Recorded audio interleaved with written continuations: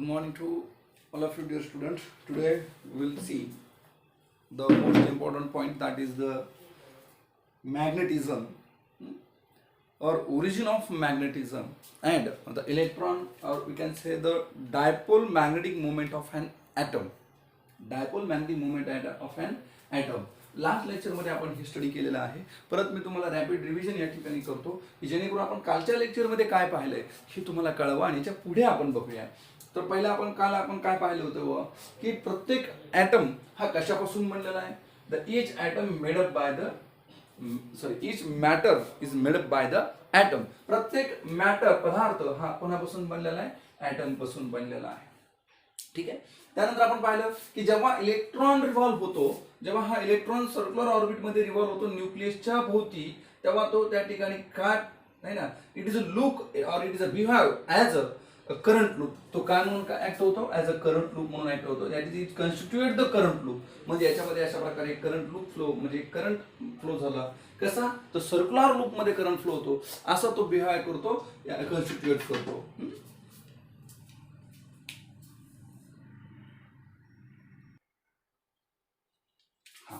तर तो current loop त्या ठिकाणी क्रिएट करतो किंवा कन्स्टिट्यूट द करंट लूप, यानी तो एक प्रकारचा सर्क्युलर करंट लूप म्हणून ऍक्ट होतो. मग आता करंट कॅरिंग कॉइलचं आपण पाहिलेलं आहे. जर करंट असा फ्लो होत असेल इन दिस डायरेक्शन, तर मॅग्नेटिक फील्ड या प्रकारे तयार होते, अशी है ना, या प्रकारे. म्हणजे जर समजा तुम्ही असं जर पाहिलं की करंट जर असा फ्लो होत असेल, यानी जर अँटी क्लॉकवाईज करंट फ्लो होत असेल, अशा प्रकारे जर अँटी क्लॉकवाईज करंट फ्लो होत असेल, है ना, तर आपण ह्या काय म्हणून ऍक्ट होतो म्हणलो होतो, नॉर्थ पोल म्हणून ऍक्ट होतो, समोरचा फेस, आणि पलीकडचा फेस साऊथ पोल म्हणून ऍक्ट होतो. आणि जर करंट क्लॉकवाईज मध्ये फ्लो होत असेल, अशा प्रकारे the current flowing through like this clockwise, है ना, so then it act as a south pole, असं आपण म्हटलं होतो. म्हणजे इलेक्ट्रॉन जेव्हा फिरतो ना, तेव्हा एक प्रकारचा करंट फिरतो, असा अर्थ होतो, सर्क्युलर लूप मध्ये फिरतो. आणि म्हणून या ठिकाणी तो एक प्रकारची कॉइल म्हणून ऍक्ट होते, सर्क्युलर कॉइल म्हणून ऍक्ट होते.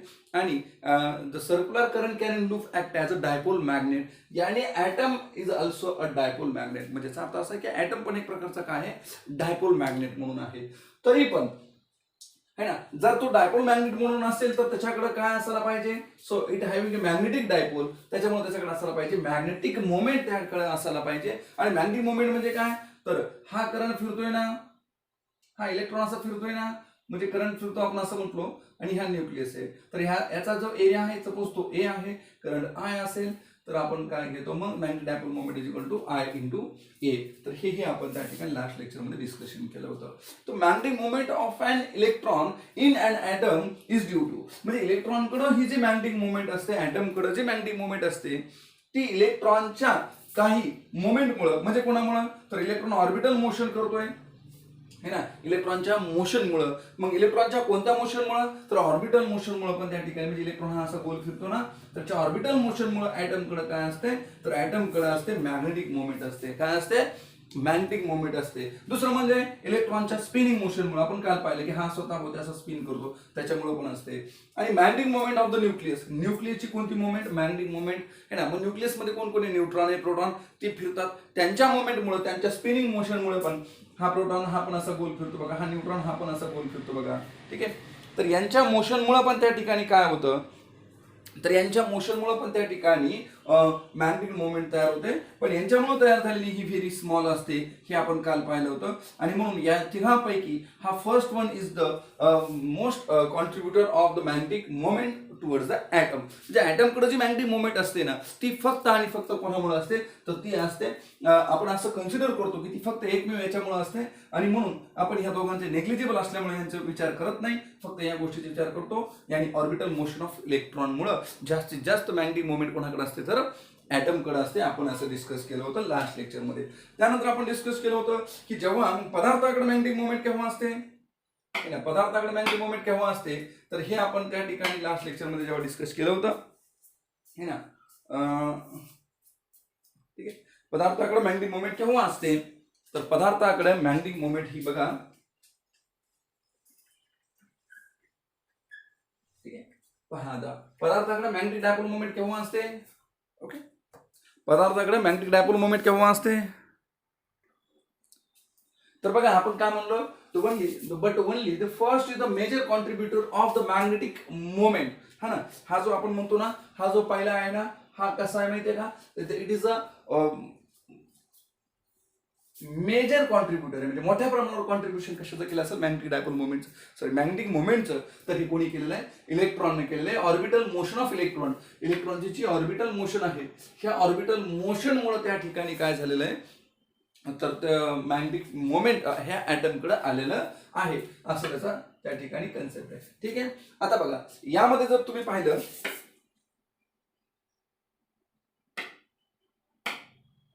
ओके, आता जर समजा आपण पाहिलं की the cause of magnetism, let's we study the cause of magnetism, है ना. मग मॅग्नेटिझम हा पदार्थाकडे कशामुळे येतो, ऍटम तर डायपोल, ऍटमकडे तर मॅग्नेटिक डायपोल मोमेंट आहे, ऍटमकडे तर मॅग्नेटिक मोमेंट आहे, मग पदार्थाकडे कसं येतं किंवा पदार्थाकडे केव्हा तर या मॅग्नेटिझम मध्ये पण त्या ठिकाणी 3 प्रकार आहेत. एक डायमॅग्नेटिझम आहे, एक पॅरामॅग्नेटिझम आहे आणि एक फेरोमॅग्नेटिझम आहे ना. त्यामध्ये पहिलं आपण बघूया, जेव्हा काल आपण पाहिलेलं, तरी मी डबल एकदा सांगतो, जेव्हा इन सर्टन मटेरियल म्हणजे काही पदार्थामध्ये जे इलेक्ट्रॉन असतात ना, ह्या इलेक्ट्रॉन आर पेअर, हे कशा फॉर्म मध्ये असतात, पेअर फॉर्म मध्ये असतात. बघा जे इलेक्ट्रॉन असतात ना, हे पेअर फॉर्म मध्ये असतात. बघा पेअर फॉर्म मध्ये म्हणजे कसं, बघा या प्रकारे असतात, है ना, असे असतात. बघा मग पेअर फॉर्म मध्ये असल्यामुळं, तुम्ही इलेक्ट्रॉनिक कॉन्फिगरेशन मध्ये पण हे शिकलेलं असतात. बघा पेअर फॉर्म मध्ये असल्यामुळं त्या ठिकाणी यांची एकमेकाची मॅग्नेटिक डायपोल मोमेंट ही काय होते, कॅन्सल होते, आणि net magnetic dipole moment towards the atom ही 0 येते. काय येते, ही net magnetic moment towards the atom ही काय येते, 0 येते. कशामुळे, कारण हे पेअर असल्यामुळे एकमेकाची मॅग्नेटिक डायपोल मोमेंट, एकमेकाची मॅग्नेटिक मोमेंट, इलेक्ट्रॉन एक इलेक्ट्रॉन दुसऱ्या इलेक्ट्रॉनची कॅन्सल करतो, ॲटमकडे येत नाही, त्यावेळेस ॲटमकडे मॅग्नेटिक डायपोल येत नाही. लक्षात नाही सगळ्यांच्या, मग ॲटमकडेच नाही तर पदार्थाकडे पण नाही. लक्षात नाही सगळ्यांच्या. तर तेच आपण जर काही पदार्थाकडे जर पाहिलं, तर काही पदार्थामध्ये जर आपण पाहिलं तर आपल्याला असं निदर्शनात येतं, in other material, here is the word that is a material. काय आहे ते वर्ड, मग आपण म्हणू मटेरियल. ठीक आहे. काही मटेरियल कडे मात्र त्या ठिकाणी इलेक्ट्रॉन जे असतात ते कसे असतात, अनपेअर्ड फॉर्म मध्ये असतात. बघा कसे असतात ते, अनपेअर्ड फॉर्म मध्ये असतात. बघा है ना. आणि त्यामुळे काय झालं, तर त्यामुळे net magnetic moment is not 0. त्यामुळे नेट मॅग्नेटिक मोमेंट 0 नाहीये. म्हणजे तुम्ही जर समजा पाहिलं तर हा अनपेअर्ड फॉर्म मध्ये इलेक्ट्रॉन असतो. बघा नुसता असा एक अनपेअर्ड फॉर्म मध्ये इलेक्ट्रॉन असतो. बघा ठीक आहे, असं सिंगल फॉर्म मध्ये इलेक्ट्रॉन असतो. बघा ठीक आहे, अनपेअर्ड फॉर्म मध्ये इलेक्ट्रॉन असतो, आणि त्याच्या एकट्यामुळे त्या ठिकाणी एक ॲटॉमिक मॅग्नेटिक मोमेंट किंवा डायपोल मोमेंट ही कोणाकडे येते, ॲटमकडे येते. आणि त्यावेळेस ॲटम हा त्या ठिकाणी एक डायपोल मॅग्नेट म्हणून काम करतो किंवा ॲटॉमिक मॅग्नेट म्हणून त्या ठिकाणी काम करतो. बघा ठीक आहे, ॲटॉमिक मॅग्नेट म्हणून त्या ठिकाणी तो काम करतो. बघा हा है ना, त्याला आपण ॲटॉमिक डायपोल असंही म्हणतो. बघा ठीक आहे. आता याच्यामध्ये जर पाहिलं आपण एक सॅम्पल जर आपण घेतला, म्हणजे जरी समजा ॲटमकडे डायपोल असेल पण पदार्थाकडे नसते, तर पदार्थाकडे नसण्याचं कारण काय आहे, तर पदार्थाकडे मॅग्नेटिक मोमेंट नसण्याचं कारण असं आहे की हे जे सगळे ॲटम्स असतात ना, हे सगळे त्या ठिकाणी रॅन्डम फॉर्म मध्ये असतात. बघा असे असतात. बघा है ना, रॅन्डम मध्ये असल्यामुळं त्या ठिकाणी म्हणजे जेव्हा इथे एक्सटर्नल मॅग्नेटिक फील्ड नाहीये, म्हणजे याचा अर्थ असं की सोल्जर आहेत पण इथं राजा नाही, आणि त्याच्यामुळे असं आहे की सगळे असे इकडे तिकडे तोंड करून उभं राहिलेले आहेत. बघा एका दिशेने नाही, सगळे असे रॅन्डमली ओरिएंटेड आहे. आणि रॅन्डमली ओरिएंटेड असल्यामुळं यांची जे डायपोल मॅग्नेटिक मोमेंट आहे, समजा ह्याची इकडे असेल, ह्याची इकडे असेल, ह्याची इकडे असेल, म्हणजे ॲटमकडे जरी डायपोल मॅग्नेटिक मोमेंट असेल पण ते रॅन्डमली ओरिएंटेड असल्यामुळे यांच्याकडे नेट मॅग्नेटिक मोमेंट ही, या पदार्थाकडे नेट मॅग्नेटिक मोमेंट ही येत नाही. म्हणजे आपण काय म्हणतो बघा, in the absence of external magnetic field है ना, म्हणजे जेव्हा एक्सटर्नल मॅग्नेटिक फील्ड नाहीये, द मॅग्नेटिक मोमेंट यानी atomic dipole are randomly oriented. तर हे सगळे असे रॅन्डमली ओरिएंटेड असतात, आणि त्याच्यामुळे the net magnetic moment is still 0. त्यामुळे याच्याकडे नेट मॅग्नेटिक मोमेंट ही काय येते, 0 येते. लक्षात नाही सांगायच्या, याच्याकडे नेट मॅग्नेटिक मोमेंट ही 0 येते त्या पदार्थाकडे. ओके है ना. When this sample is kept in an external magnetic field, जेव्हा हा जो सॅम्पल आहे, जेव्हा आपण तो एक्सटर्नल मॅग्नेटिक फील्ड मध्ये ठेवतो ना, जेव्हा हा सॅम्पल आपण कुठं ठेवतो, एक्सटर्नल मॅग्नेटिक फील्ड मध्ये ठेवतो ना, तेव्हा मात्र काय घडतं माहितीये का, तेव्हा याच्याकडे असणारे जे याच्याकडे असणारे जे असे जे ॲटॉमिक डायपोल होते किंवा मॅग्नेटिक, तर ते ॲटॉमिक डायपोल जे आहेत हे एका दिशेने असे अलाइन होतील, असे एका दिशेने काय होतील, अलाइन होतील. म्हणजे जेव्हा राजा आला है ना, जेव्हा एक्सटर्नल मॅग्नेटिक फील्ड आली आणि राजा आला, एक्सटर्नल मॅग्नेटायझिंग फील्ड आली. एक्सटर्नल मॅग्नेटायझिंग फील्ड म्हणजे जेव्हा हा समजा त्या ठिकाणी आपण काय म्हणू बघा, एक्सटर्नल मॅग्नेटायझिंग फील्ड म्हणजे अशा प्रकारे मॅग्नेटिक फील्ड तयार झाली इथं या दिशेनं. म्हणजे इथं जर तुम्ही एच ही मॅग्नेटायझिंग फील्ड इथं जर अप्लाय केली है ना, कोणती फील्ड अप्लाय केली तुम्ही, एच ही जर मॅग्नेटायझिंग फील्ड अप्लाय केली है ना, एच ही जर मॅग्नेटायझिंग फील्ड अप्लाय केली है ना, ठीक आहे, एच ही मॅग्नेटायझिंग फील्ड अप्लाय केली तुम्ही, तर यामुळे काय होतं, या मॅग्नेटायझिंग फील्डमुळं है ना, म्हणजे हा एक प्रकारचा राजा म्हणून आपण, हा जेव्हा राजा येईल तेव्हा हे सगळे सोल्जर है ना हे एका दिशेने असे अलाइन होतील. मग जेवढा हा स्ट्रॉंग असेल तेवढे हे सगळे एका दिशेने असे जास्त स्ट्रॉंगली अलाइन होतील. आणि या पदार्थाकडे काय येईल मग, तर या पदार्थाकडे नेट मॅग्नेटिक डायपोल मोमेंट तयार होईल. लक्षात राहील सगळ्यांच्या. सो हे बघा काय म्हणतात पहा, Wien the this sample is kept in external magnetic field, जेव्हा आपण एक्सटर्नल मॅग्नेटिक फील्ड मध्ये ठेवूया तर त्याच्यावर पाहिलं तर काय होतं, टॉर्क प्रोड्यूस होतो. आपण पाहिलं बघा टॉर्कचा फॉर्म्युला पाहिला बघा, टॉर्कचा फॉर्म्युला काय, magnetic moment into H, magnetic moment into H. Okay, cross product आपण जे शिकलो होतो बघा. मग याच्यामध्ये काय होतं, जेव्हा याच्यामध्ये तो टॉर्क तयार झाला, एच आणि मॅग्नेटायझिंग फील्ड म्हणतो आपण त्याला, किंवा मॅग्नेटिक फील्ड बी म्हणतो आपण त्याला, असं जरी म्हटलं तरी चालतंय. तर जेव्हा काय होतं, ही फील्ड अप्लाय होते ना, तेव्हा ॲटमवर एक टॉर्क तयार होतो. म्हणजे मी या दिशेचा असेल तर मॅग्नेटिक फील्ड आली की तो ॲटम डायपोल असा एका दिशेने आलाय होतो, इकडे असं तर असं थोडं असं होतं. म्हणजे सगळेजण एका दिशेने येऊन थांबतात, कशा कारण त्याच्यावर टॉर्क तयार होतो आणि ते align in the same direction है ना, ते अलाइन आहे ना, काय व्हायला मग tries to align the dipole. आणि ते टॉर्क तयार झाल्यामुळं ते मॅग्नेटिक डायपोल आहेत ते सगळे ॲटॉमिक डायपोल आहेत ते सगळे एका दिशेने अलाइन होतात है ना, द डायरेक्शन ऑफ, आणि कोणत्या दिशेनं, in the direction of external magnetic field. ज्या दिशेने मॅग्नेटिक फील्ड अप्लाय केली त्या दिशेने सगळे असे एका दिशेने येऊन थांबतात है ना. आणि म्हणून या पदार्थाकडे नेट मॅग्नेटिक डायपोल मोमेंट येते, म्हणजे ती झिरो नसते. लक्षात राहील सगळ्यांच्या, ठीक आहे. तर त्या पदार्थाकडे नेट डायपोल मॅग्नेटिक मोमेंट तयार होते जेव्हा तो एक्सटर्नल मॅग्नेटिक फील्ड मध्ये ठेवलेला आहे. पण तोच पदार्थ जर समजा त्या ठिकाणी कुठं असेल, तर तोच पदार्थ जर समजा त्या ठिकाणी ह्याच्यामध्ये असेल, कुठं तोच पदार्थ कुठं असेल, तर जर तोच पदार्थ है ना, तर तोच पदार्थ है ना, now the net magnetic moment is not zero. म्हणजे जेव्हा तो एक्सटर्नल मॅग्नेटिक फील्ड मध्ये हा पदार्थ ठेवू तेव्हा त्याच्यावर नेट मॅग्नेटिक मोमेंट हे काही झिरो नसतं, म्हणजे काही ना काहीतरी असतं. The alignment of magnetic dipole is more. मग ही जी अलाइनमेंट आहे, ही जी अलाइनमेंट आहे मॅग्नेटिक डायपोलची, ही कुठं जास्त आहे माहिती आहे ना, this alignment is more where so it is more when the external magnetic field H is strong.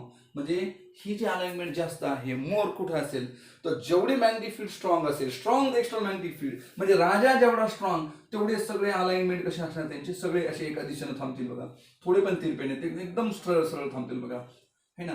H जेवढा स्ट्रॉंग तेवढे त्या ठिकाणी तर थांबलेले जे सर्व जे ऍटम्स आहेत ना ते असे सरळ एका दिशेने थांबतील बघा है ना. म्हणजे तेवढं मॅग्नेटायझेशन कसं असेल बघा, स्ट्रॉंग असेल.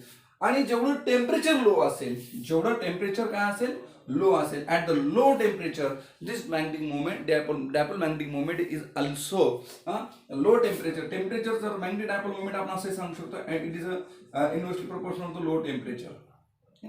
म्हणजे आणि टेम्परेचर जर कमी असेल तर हे मॅग्नेटायझेशन कसं असेल, मॅग्नेटिक डायपोल मोमेंट ही कशी असेल, जास्त असेल. आणि मॅग्नेटिक फील्ड पण आपण काय म्हणू मग, जास्त म्हणू. हा आपण लॉ क्युरी लॉ सांगतोय बघा, हा लॉ आपण नंतर शिकणारच आहोत, स्टडी करणारच आहोत. तर या दोन गोष्टी म्हणजे हे मॅग्नेटिक डायपोल मोमेंट हे जास्त केव्हा असेल, जेव्हा स्ट्रॉंग एच असेल आणि कमी टेम्परेचर असेल. ठीक आहे. नाउ हे पण आपण कालच्या लेक्चर मध्ये बघितलं होतं. आता पुढे पहा, let's continue this point.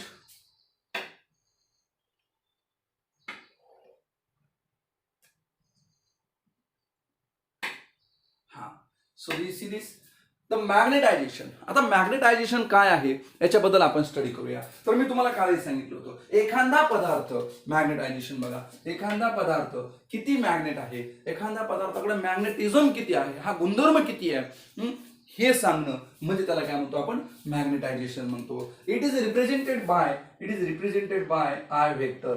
Current असं तर फक्त आय न दर्शवायचं, पण मॅग्नेटायझेशन असं तर आय व्हेक्टरनं दर्शवतात. So it is representation. What it is represent? It represents that the what amount of matter or what amount of material get magnetized, किती प्रमाणात हा मॅग्नेटाइज आहे हे दर्शवण्याचं काम कोण करतं, तर हा मॅग्नेटायझेशन गुणधर्म करतो. काय आहे तो मॅग्नेटायझेशन? तर तो आहे magnetic moment per unit volume. म्हणजे याचा अर्थ काय की एखादा पदार्थ किती मॅग्नेट आहे हे चेक करायचं असेल, ह्याची किंमत काढायची असेल तर त्याच्या एका युनिट भागाची किंमत घ्यायची, एक युनिट व्हॉल्यूम त्याचं घ्यायचं बाजूला सेपरेट, त्याची मॅग्नेटिक डायपोल मोमेंट चेक करायची. जेवढे त्याच्या युनिट व्हॉल्यूमकडे जेवढे मॅग्नेटिक डायपोल मोमेंट जास्त असेल ना तर तेवढा हा आय कसा असतो? जास्त असतो. M upon A. म्हणजे काय? तर magnetization is equal to the magnetic dipole moment per unit area. Magnetic dipole moment per unit area है ना, sorry very sorry, per unit volume असं आपण त्या ठिकाणी सांगतो. ह्याचं युनिट काय आहे? तर मॅग्नेटायझेशन मॅग्नेटिक डायपोल मोमेंटचं युनिट काय आहे? Ampere metre square. आणि व्हॉल्यूमचं युनिट काय आहे? Metre cube. म्हणून ह्याचं युनिट येतं बघा अँपियर पर मीटर. 2 आणि ह्याच्यातले कॅन्सल होतं. Ampere per metre is the SI unit of this magnetization. म्हणजे एखाद्या पदार्थाकडे जो मॅग्नेटायझेशन गुणधर्म आहे तो कोणामुळे असणार आहे बरं? तर तो त्याच्या डायपोलमुळे असणार आहे. आणि जेवढे हे पदार्थ एक्स्टर्नल मॅग्नेटिक फील्डमध्ये ठेवू तेवढे सगळे डायपोल एका दिशेने अलाइन होतात आणि तेवढं त्याच्याकडे मॅग्नेटायझेशन कसं येतं? जास्त येतं. Okay. For the magnet shown here find the magnetisation. हा तर बघा आता, for the magnet shown here find the magnetisation. हा जो मॅग्नेट आहे अशा प्रकारे मॅग्नेट दिलेला आहे आपल्याला. That is a bar magnet दिलेला आहे. कोणता मॅग्नेट दिला आहे? Bar magnet. This what is M? M is the pole strength. काय ही? पोल स्ट्रेंथ आपल्याला त्या ठिकाणी दिलेली आहे. M is what? It is nothing but the pole strength. Okay. मग याची लेंथ किती आहे? एल. मग याचा मॅग्नेटिक मोमेंट किती असणार आहे? डायपोल मॅग्नेटिक मोमेंट तर एम इंटू एल. आणि याचा व्हॉल्यूम किती असणार आहे? तर area of this cross section A is what? Cross section area. Cross section area. What is this? This is the cross section area. Okay. Now the volume is area into length. Now put therefore I magnetization is equal to magnetic dipole moment divided by volume. है ना? Magnetization divided by volume. Okay. Volume या ठिकाणी तुम्ही volume is equal to A into L and this magnetization is equal to M upon P. हे काय? M into L आणि pole strength small l divided by A into capital L. L get cancelled, so answer is this. This is the magnetic dipole moment of the this is the magnetization in the bar magnet. हे काय आहे मग? Magnetization in the bar magnet, that is the magnetic dipole moment per unit pole strength per unit area. असंही आपण त्या ठिकाणी सांगू शकतो. This is what pole strength. This is the what area of cross section that will represent here. लक्षात राहील सगळ्यांच्या. तर हेही आपण लास्ट लेक्चर मध्ये डिस्कशन केलेलं आहे. Now the next one.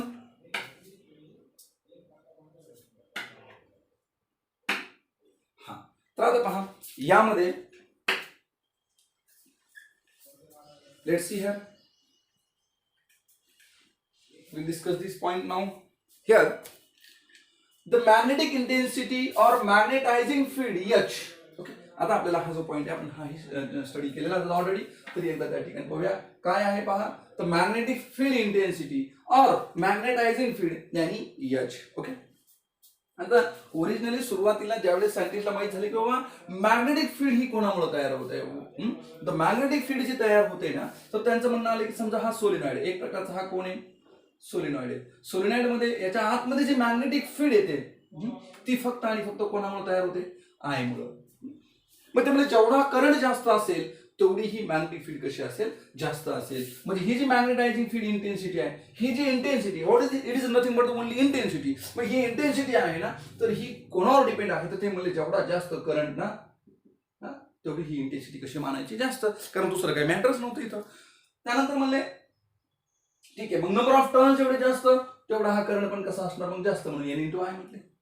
So what is this? Is the magnetising field intensity असं रिप्रेझेंट करण्यात आलं. What is this? This is the magnetising field intensity. So N into I. I आणि current इथे आपण वाटलं सर करंट स्मॉल आय ने दर्शवूया है ना.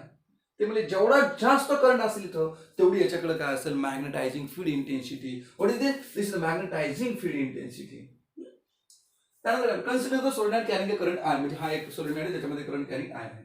पण याच्या आतमध्ये जर का आपण काय भरलं, याच्या आतमध्ये जर का आपण त्या ठिकाणी हा सोलेनॉइड आहे आणि याच्या आतमध्ये जर समजा आपण हा सॉफ्ट आयर्न कोर आहे आणि हा कुठं ठेवलाय, तर हा समजा आपण त्या ठिकाणी ठेवलाय, कुठं ठेवलाय, समजा आपण हा ठेवलाय ना, समजा आपण हा ठेवलाय कुठं, तर हा या ठिकाणी या आपण म्हणू या सोलेनॉइड मध्ये असं ठेवलाय, हा सोलेनॉइड आहे आपण जो शिकलेला आहे ना, या सोलेनॉइड मध्ये हा सॉफ्ट आयर्न कोर आपण ठेवलेला आहे. आता होतं काय माहितीये का, हा इथं ठेवल्यामुळं गंमत काय घडते, हा सोलेनॉइड ठेवला, याच्यातून करंट फ्लो केला, याच्यातून करंट फ्लो केल्यामुळं एक फील्ड तयार झाली, that is nothing but the magnetising field. काय फील्ड तयार झाली, मॅग्नेटायझिंग फील्ड याच्या आतमध्ये तयार होते बघा, सोलेनॉइडच्या आतमध्ये मॅग्नेटायझिंग फील्ड तयार होते, बरोबर आहे. पण एक आपण शिकलेलो आहोत की जेव्हा एखादा पदार्थ एक्सटर्नल मॅग्नेटिक फील्ड मध्ये आपण ठेवतो, जेव्हा एखादा पदार्थ मॅग्नेटायझिंग फील्ड मध्ये आपण ठेवतो, तेव्हा याच्याकडे असणारे जे डायपोल आहेत, याच्याकडे असणारे जे डायपोल आहेत ते असे राजा आला म्हणजे ही जी सोल्जर्स, ही जे सैनिक आहे, ही जी प्रजा आहे ती अशी एका दिशेनं सरळ थांबते आणि याच्याकडे एक गुणधर्म येतो आणि तो म्हणजे कोणता, तर मॅग्नेटायझेशन यानी आहे.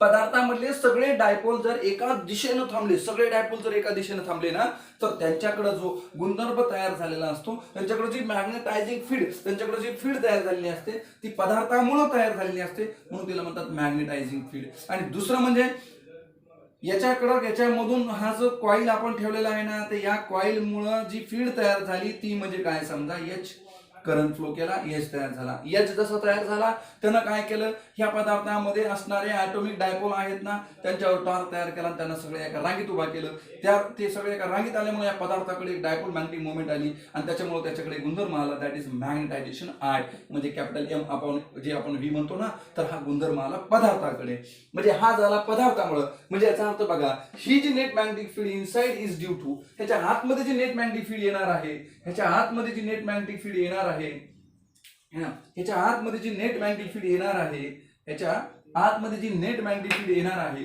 ही जी आपण नेट मॅग्नेटिक फील्ड मानली, समजा ही जी आपण नेट मॅग्नेटिक फील्ड मानली, ही नेट मॅग्नेटिक फील्ड त्याच्या आतमध्ये जी येणार आहे ना, ती कोणामुळे येणार आहे बरं, तर ती आली त्या ठिकाणी दोन कारणामुळे. एक तर त्या कॉईल मध्ये आपण काय फ्लो केला, current, so external factor, current is what, it is nothing but the एक एक्सटर्नल फॅक्टर आहे ना, ज्याच्यामुळे काय तयार झाली, ज्याच्यामुळे मॅग्नेटायझिंग फील्ड तयार झाली, एच. ओके.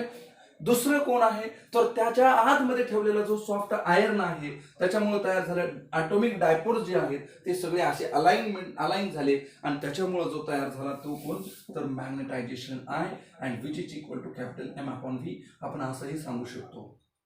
लक्षात नाही सगळ्यांच्या, तर हेही आपण फॉर्म्युले पाहिले. सो दिस इज आय, म्हणजे एक पदार्थामुळे मॅग्नेटायझिंग फील्ड, एक पदार्थामुळे फील्ड तयार झाली आणि एक करंटमुळे मॅग्नेटायझिंग फील्ड तयार झाली. म्हणजे पदार्थाला मॅग्नेट बनवण्याची जी फील्ड आहे दॅट इज एच, आणि जेव्हा तो पदार्थ त्या अलाइनमेंट झाली, सगळे मुवमेंट डायपोल मॅग्नेट एका दिशेने येऊन थांबलेत ना, त्यांच्यामुळे जे मॅग्नेटायझेशन झालं दॅट इज आय. ओके. तर या दोन कारणामुळे मग ही जी नेट मॅग्नेटिक मुवमेंट असणार आहे, ही जी नेट मॅग्नेटिक फील्ड असणार आहे, ऍक्च्युली ती कोणामुळे असणार आहे, so this B is directly proportional to, ही जी बी आहे ही डायरेक्टली प्रोपोर्शनल असणार आहे कोणावर, तर हा एच वर आणि प्लस ह्या पदार्थाकडं जे जे मी तुम्हाला आता सांगितलं होतं की हे सगळे पदार्थ आहेत, ह्या पदार्थाकडे हे सगळे ॲटॉमिक डायपोल आहेत, ते एक्सटर्नल मॅग्नेटिक फील्डमुळे असे एका दिशेनं थांबतील, त्याच्यामुळं मग कोणाला आय, मग ह्या स्वतःचा आय आणि करंट फ्लो झाल्यामुळं जो एच है ना, हा जो करंट फ्लो झालाय ना ह्याच्यामुळं त्या ठिकाणी जो आहे ना तो म्हणजे कोण, एच. तर मग आय आणि एच ह्या दोघांवर याच्यामध्ये तयार झालेली जी फील्ड आहे ना, तयार झालेली जी फील्ड आहे, ऍक्च्युअली जी फील्ड आहे ती, मग ही फील्ड तयार होते ही डायरेक्टली प्रोपोर्शनल, ही जेवढी जास्त तेवढी ही फील्ड जास्त असेल, आणि किती असेल तर ती असेल त्या ठिकाणी असणाऱ्या मीडियमच्या परमेबिलिटीवर. कोणाच्या परमेबिलिटीवर, मीडियम, तिथं असणारं मीडियम कोणतं आहे, तिथं जर फ्री स्पेस असेल तर ह्याला म्हणतात ऍब्सोल्यूट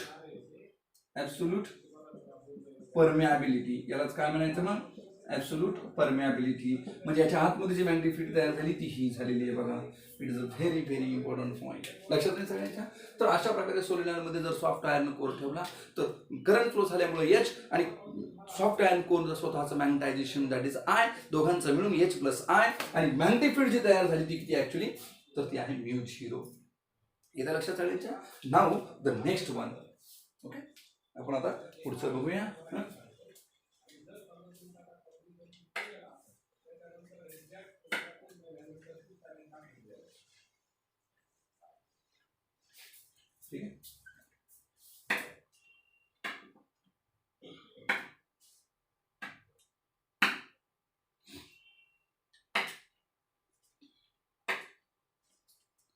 तर बघूया आपण आता दिस वन, द मॅग्नेटिक ससेप्टिबिलिटी.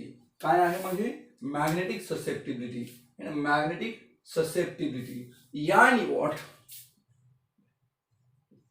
है ना, इटाना दर्शवला. मॅग्नेटिक ससेप्टिबिलिटी म्हणजे काय, तर राजाचं प्रजा किती ऐकते किंवा राजाचं सोल्जर किती ऐकतात. मग सोल्जर केव्हा जास्त ऐकतील, जेव्हा राजा तेवढा स्ट्रॉंग असेल तेवढं सोल्जर पण पटकन ऐकतील, है ना. म्हणजे राजाचं प्रजा किती ऐकते याला म्हणतो आपण थोडक्यात काय, तर राजाचं समजा त्या ठिकाणी सैनिक किती ऐकतात तर त्याला म्हणतात ससेप्टिबिलिटी. ओके. मग आता एक आपल्याला माहिती आहे, जेवढा यच स्ट्रॉंग तेवढा त्या ठिकाणी प्रजा कशी राहते. एक राजा जेवढा स्ट्रॉंग असेल म्हणजे यच जेवढी स्ट्रॉंग असेल तेवढं त्या ठिकाणी जो पदार्थामध्ये भरणारा जो मॅग्नेटायझेशन आय गुणधर्म आहे किंवा जे ॲटॉमिक डायपोल मुवमेंट आहे ते एका दिशेने येऊन थाण्याचा जो गुणधर्म आहे तो कसा डिपेंड आहे, तर जेवढा H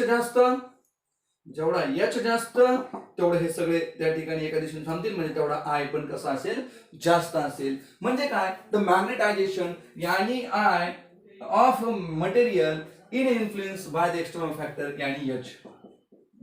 right. The stronger the magnetisation field, H stronger the magnetising field पाहिजे होतं इथं. मॅग्नेटायझेशन फील्ड म्हणजे काय पाहिजे होतं, magnetising field. Stronger the magnetising field, H more is the magnetisation. More काय असणार आहे, मॅग्नेटायझेशन असणार आहे. म्हणजे आपण काय सांगू शकतो, this I is directly proportional to H, है ना. आणि मग ह्याचा एक कॉन्स्टंट घेतला, जो कॉन्स्टंट आपण घेतो त्यालाच आपण म्हणतो त्यालाच आपण म्हणतो susceptibility. This is what, it is nothing but the susceptibility.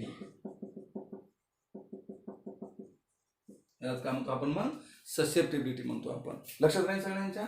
हा, या प्रकारे. नाव आता याच्या पुढचा जो मेन पॉइंट आहे तो आपण या ठिकाणी बघूया.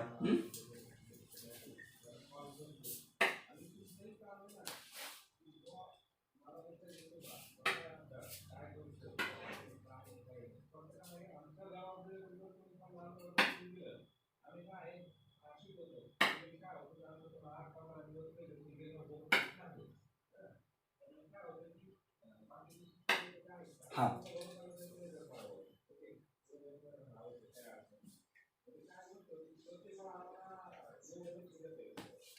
आता इथे पहा, absolute permeability. What is this absolute permeability. काय ऍब्सोल्यूट परमिएबिलिटी, तर that is mu zero. Magnetic permeability mu M. What is this is the magnetic permeability. आणि कशाने दर्शवतात ती, तर mu M. Magnetic permeability mu M. And then relative permeability, this is what, relative permeability. तर यांच्यामधले relation आपल्याला शिकायचं, यांच्या किमती आपल्याला या ठिकाणी आज शिकायच्या. स्टडी करूया, ठीक आहे. आता एक लक्षात घ्या, आपण आताच पाहिलं की जेव्हा हा सोलेनॉइड असेल आणि ह्या सोलेनॉइड मध्ये जेव्हा आपण त्या ठिकाणी एक सॉफ्ट आयर्न कोर ठेवला होता, इथं काय ठेवला होता, एक असा आपण एक सॉफ्ट आयर्न कोर ठेवला होता, है ना. एक सॉफ्ट आयर्न कोर ठेवला होता. तर या स्वतःचं जे काय या सॉफ्ट आयर्न कोर कडे जी मॅग्नेटायझेशन होतं आय, आणि यामधून जेव्हा आपण करंट फ्लो करत होतो, काय करत होतो फ्लो, याच्यातून जेव्हा आपण काय फ्लो करत होतो, करंट फ्लो करत होतो, करंट आय फ्लो केला, है ना. किंवा आपण म्हणू त्या ठिकाणी स्मॉल आय घेऊया, स्मॉल आय, आणि कन्फ्युजन होऊ नये म्हणून, ठीक आहे, स्मॉल आय. ओके. जेव्हा आपण याच्यातून करंट फ्लो केला तो किती फ्लो केला, this is a small I.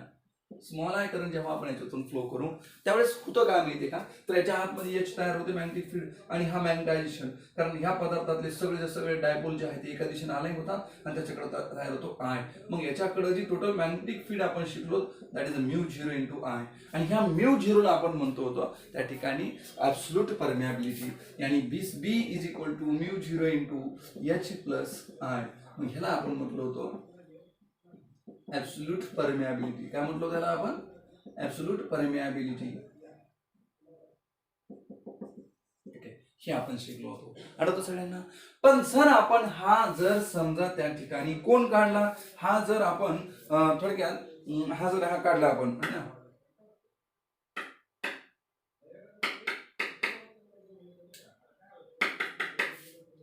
हा जर आपण थोडक्यात कोण काढला, हा जर सॉफ्ट आयर्न कोर याच्यातून आपण असा काढून घेतला, कोण काढून घेतला आपण याच्यातून, सॉफ्ट आयर्न कोर जर काढून घेतला, है ना, तर काय होईल माहितीये का, सॉफ्ट आयर्न कोर काढल्यामुळं हा जो आय आहे, हा जो आय आपण जो दिसतो ना तो आपोआप त्या ठिकाणी काय होईल तर तो 0 होईल है ना, कारण आयर्न कोर नाही, मॅग्नेटायझेशन राहणार नाही. मग तो का जर 0 झाला म्हणजे त्या ठिकाणी व्हेन रिमूव्हिंग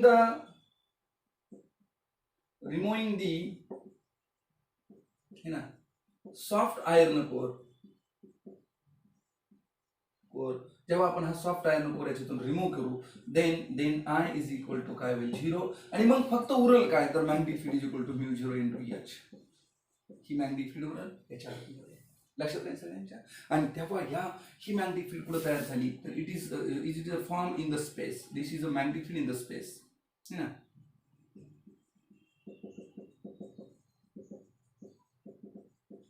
इन व्हॅक्यूम म्हणू आपण या फ्री स्पेस म्हणू आपण. ठीक आहे, लक्षात राहायचं सगळ्यांच्या. आणि ह्याला म्हणतात मग ऍब्सोल्यूट परमेबिलिटी आणि ह्याला म्हणतात मॅग्नेटायझिंग फील्ड. याच is what it is a magnetising field intensity. Magnetising field intensity लक्षात येतं सगळ्यांच्या या प्रकारे. ठीक आहे, मॅग्नेटायझिंग फील्ड इंटेन्सिटी. ओके ठीक आहे. आता बघा त्यानंतर मग मॅग्नेटिक परमेबिलिटी. तर मॅग्नेटिक परमेबिलिटी काय आहे याच्याबद्दल थोडंसं आपण डिस्कशन आता करूया. What is this magnetic permeability and then let's we see the relative permeability. ठीक आहे, तर बघूया आपण आता नेक्स्ट वन.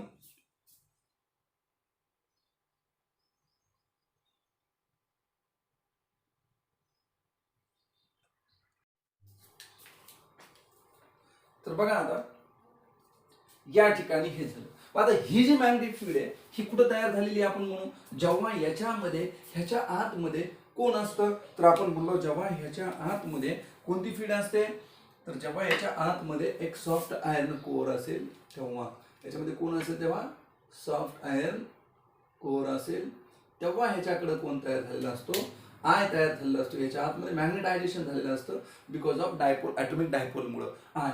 मग तेव्हा इथं जे आतमध्ये जी मॅग्नेटिक फील्ड आपल्याला मिळते ती कुठं मिळते तर आपण म्हणतो ती मिळते मीडियम मध्ये. सो बीएम असं आपण त्याला लिहू शकतो. पण जेव्हा इथं सॉफ्ट आयर्न कोर नसतो व्हाईल रिमूव्हिंग दिस सॉफ्ट आयर्न कोर यानी फक्त कोण मिळणार तुम्हाला मग अशा प्रकारे सोलेनॉइडच फक्त मिळणार. तेव्हा त्याच्या आतमध्ये तयार झालेली जी मॅग्नेटिक फील्ड असते तर ती आपण किती घेतो तर ती घेतो आपण म्यू 0 इंटू एच. ही जी मॅग्नेटिक फील्ड मिळालेली असते it is in the free space. It is in the free space. मग आता जर आपण पाहिलं की या आय ची किंमत आपण अजून काय ठेवू शकतो. समजा हा सॉफ्ट आयर्न कोर आहे. समजा हा सॉफ्ट आयर्न कोर आहे ना. समजा हा सॉफ्ट आयर्न कोर आहे तर मग पहा आता या ठिकाणी सिरीज सॉफ्ट आयर्न कोर जर असेल है ना. One minute.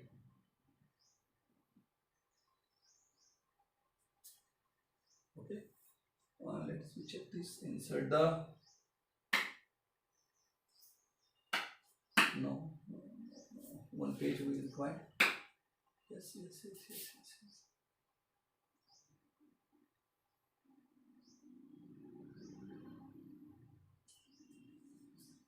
Let's see the new page, white page. Okay.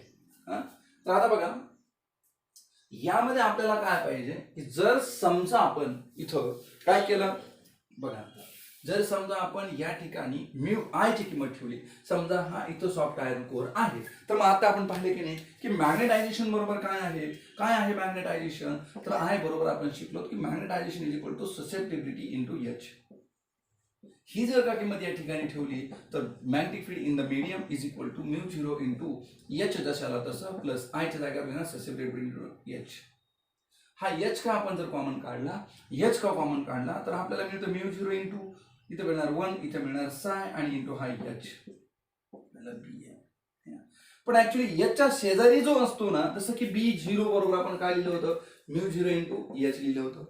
मग ह्या एचच्या शेजारी असतो ती एक प्रकारची परमेबिलिटी आहे. मग या सगळ्यांना मिळून आपण काय म्हणू शकतो परमेबिलिटी म्हणू शकतो. पण कोणाची तर मीडियमची असं आपण सांगू शकतो. आणि म्हणून आपण असं लिहू शकतो BM is equal to this is the permeability of medium into H.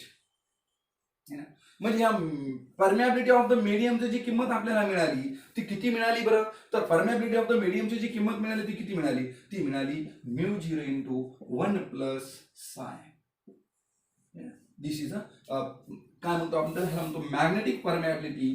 काय म्हणतो ना आपण मॅग्नेटिक परमेबिलिटी किंवा मटेरियलची परमेबिलिटी म्हणतो आपण.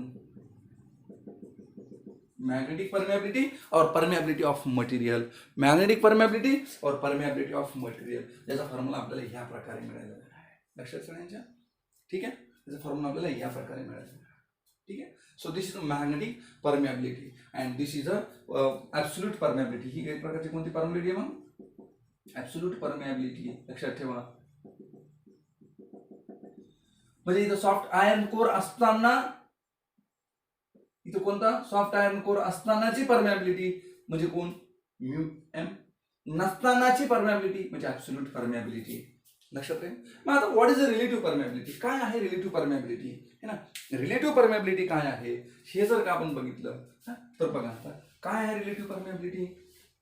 है ना, तर रिलेटिव्ह परमेबिलिटी म्हणजे काय, तर आपण याचे फॉर्म्युले बघितले आता. रिलेटिव्ह परमेबिलिटी म्हणजे काय, तर जसं की आता आपण आतापर्यंत काय पाहिलंय, तर आपण पाहिलं की जेव्हा सॉफ्ट आयर्न कोर ठेवलेला असतो त्यावेळेस परमेबिलिटीची मिळते आपल्याला, that is mu 0 into H plus I. आयची किंमत ठेवल्यानंतर परत आपल्याला एक फॉर्म्युला मिळतो म्यू एम इंटू एच. आणि जेव्हा आय नसतो यानी सॉफ्ट आयर्न कोर नसतं त्यावेळेची फीड मिळते आपल्याला mu 0 into H.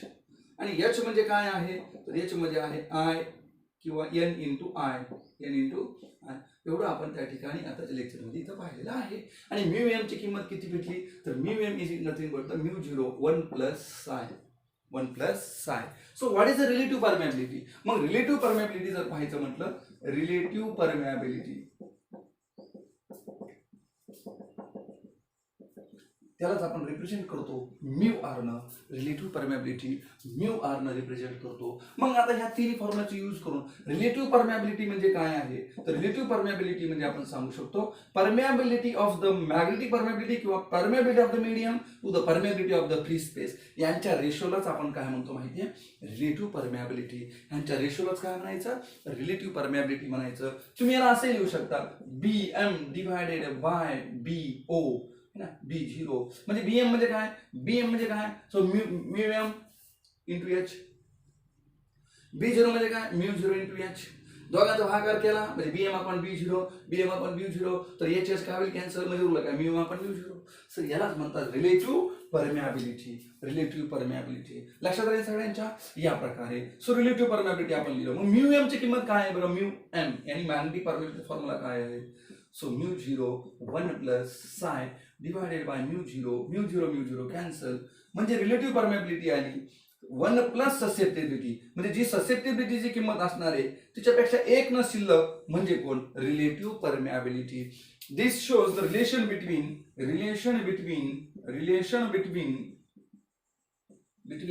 Susceptibility and relative permeability.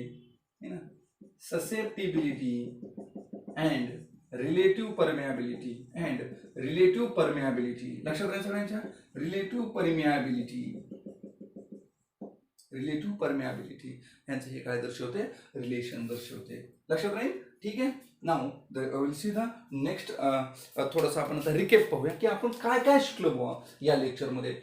तर याचं थोडंसं रिव्हिजन आपण घेऊ, म्हणजे जेणेकरून आपल्याला त्या ठिकाणी है ना, जेणेकरून आपल्याला न्यूमेरिकल सोडवायला त्याची मदत होईल. ठीक आहे. So let's see this one.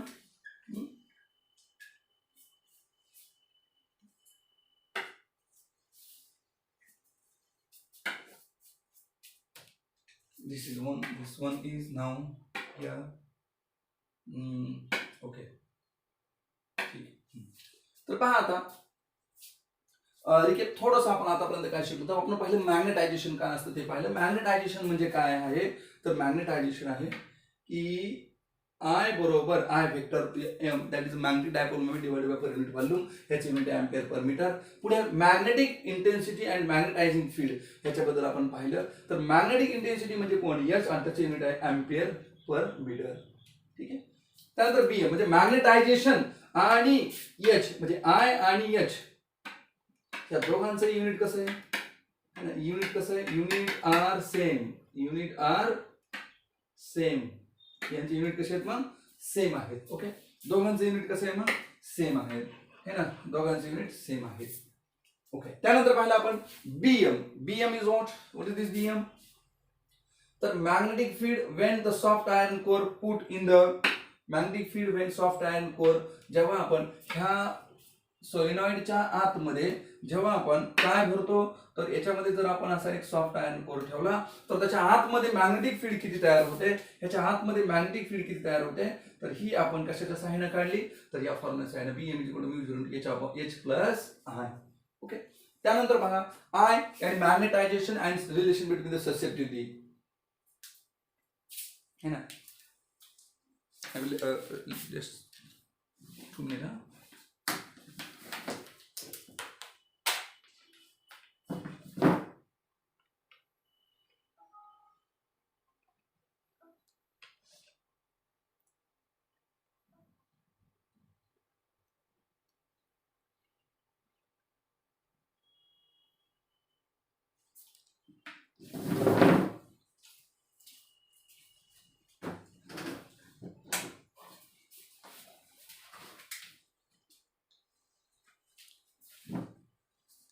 Okay, so this recap is there. So now the susceptibility and magnetization relation between I and magnetization is equal to susceptibility into H. हे पण आपण पाहिलं. त्यानंतर susceptibility psi is what?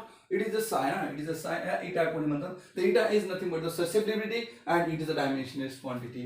त्यानंतर magnetic field due to only the current carrying coil है ना. यानी solenoid मुळे जे आतमध्ये मॅग्नेटायझिंग फील्ड तयार झाली ती H किंवा फील्ड इंटेन्सिटी H म्हणतो. आणि मग B0 काय येणार, μ0 H. मग H बरोबर काय फॉर्म्युला आहे, H बरोबर आहे N × I. म्हणजे आपण असं लिहिलं तरी चालतं N × I, म्हणजे μ × N × I असा फॉर्म्युला आपण सोलेनॉइडमध्ये पाहिलेला आहे. तीच मॅग्नेटिक फील्ड. पण जेव्हा त्याच्या आतमध्ये आपण जर सॉफ्ट आयर्न कोर ठेवला तर त्याच्या स्वतःची त्या पदार्थाची मॅग्नेटायझिंग फील्ड जी असते किंवा ते मॅग्नेटायझेशन त्या पदार्थाकडे असतं ते म्हणजे कोणतं I, तर ते ऍड होतं. त्यानंतर आपण पाहिलं BM है ना. This is a magnetic permeability. Magnetic यानी परमिएबिलिटी ऑफ द मीडियम असे आपण म्हणतो, हे आपण पाहिलं. त्यानंतर relative permeability is equal to the μ0 × 1 + psi.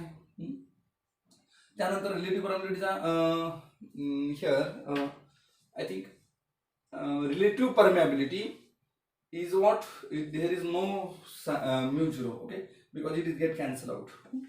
हा μm is there, okay. μm बरोबर आहे. इथं कोण असायला पाहिजे, इथं असायला पाहिजे, इथं असायला पाहिजे μm. आणि magnetic permeability is equal to μ0 × 1 + psi हा एक फॉर्म्युला आहे. आणि त्यानंतर रिलेटिव्ह परमिएबिलिटी म्हणजे काय, तर मॅग्नेटिक परमिएबिलिटी या permeability of medium to the permeability of free space is called as relative permeability. त्याचा फॉर्म्युला 1 + psi यानी relative permeability is equal to 1 + psi असे आपण लिहितो किंवा हाही फॉर्म्युला पाहिला.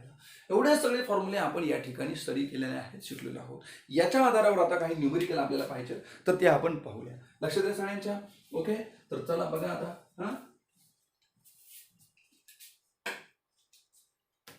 न्यूमेरिकल ऑन दिस, याच्यावर न्यूमेरिकल पाहूया.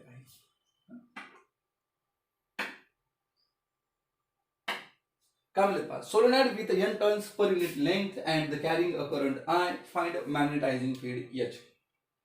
सोलेनॉइड कडे किती टर्न्स आहेत, सरळ सरळ बघा. सोलेनॉइड आहे ज्याची लेंथ किती आहे, L असू द्या, लेंथची काय अडचण नाही आहे.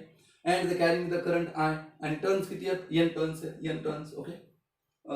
n turns per unit length म्हणजे जे n आहे ना ते टोटल n / L असं असतं बघा, तो स्मॉल n आहे, ओके. त्यानंतर काय म्हणले, carrying a current I, find the magnetising field H. त्याच्या आतमध्ये करंट किती चालला आहे, तर सिंपल फॉर्म्युला आहे की नाही बरं. I H म्हणजे काय, तर H म्हणजे आपण म्हणतो N × I. आणि B म्हणजे काय, मग आपल्याला काढायचं काय, मॅग्नेटायझिंग फील्ड, म्हणून H is equal to N × I आपण असं सरळ सांगू शकतो ना. आणि मॅग्नेटिक फील्ड जर काढा म्हणले, फक्त मॅग्नेटिक फील्ड, मॅग्नेटायझिंग फील्ड म्हणलं तर H यानी मॅग्नेटायझिंग इंटेन्सिटी असं आपण म्हणतो, ठीक आहे. आणि मॅग्नेटिक फील्ड जर काढा म्हणले तर μ0 × H असं आपण लिहितो. μ0 H ची किंमत काय असते, N × I. तर हेही आपल्याला काढता येऊ शकतं, ठीक आहे. द नेक्स्ट वन,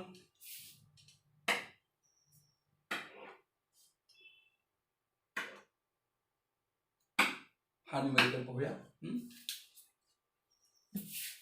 यामध्ये आपल्याला काय काय विचारलं, काय काय दिलं ते बघा व्यवस्थित, आधी check it out. Solenoid of 500 turns per metre है ना. म्हणजे एक सोलेनॉइड आहे त्याच्यामध्ये किती टर्न्स आहेत, 500 टर्न्स आहे पर मीटर, यानी पर युनिट लेंथ मध्ये दिलेले आहे तुम्हाला. परत पुढे काय म्हणले, carrying a current of, what is this current, 3 ampere is the current.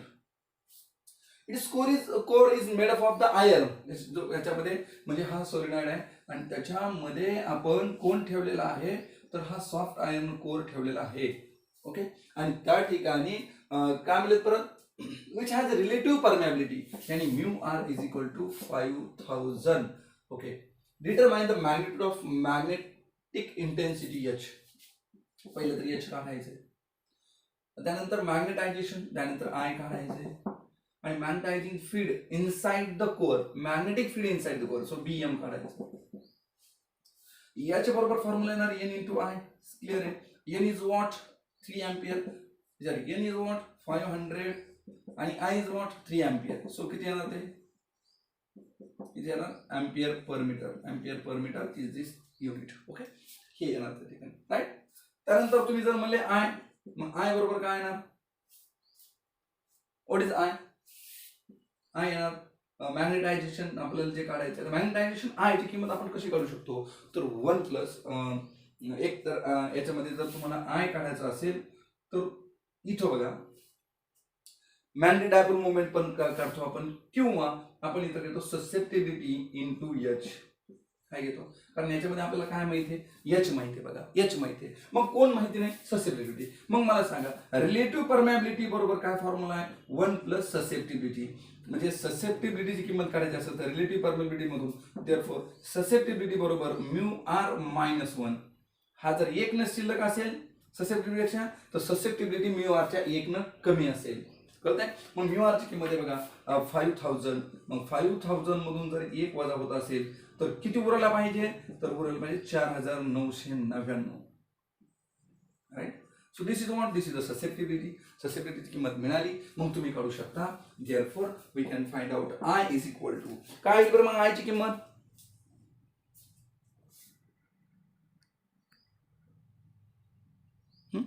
काय येईल बरं आय ची किंमत. So I should be equal to, I ची किंमत किती येईल, तर आय बरोबर काय यायला पाहिजे, तर एक्स आय इंटू एच.